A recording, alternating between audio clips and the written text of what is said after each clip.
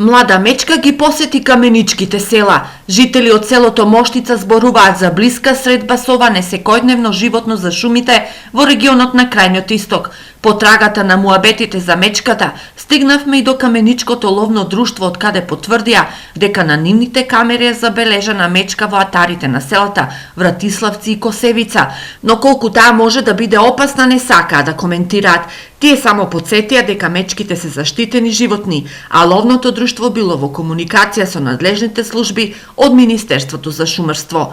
Ловџиите во регионот се запознати за посетата на младата мечка, која прв пат била регистрирана лани во ноември. Лично ја имам видено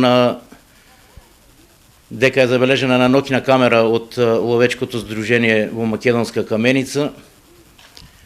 Мечето е мало, негде околу, нека има најмногу околу 100 килограми.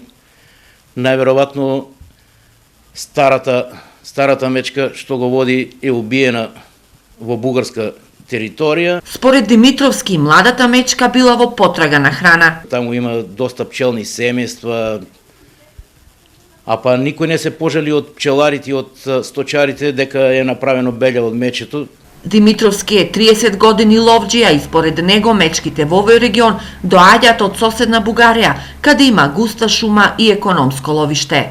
Па видите вака, мечките во нашиот регион скоро и да ги нема, од време на време може да се забележи наминување од Бугарија да влезат на ден-два во наша територија, ама најчесто пак се враќаат и тоа е во пограничниот регион.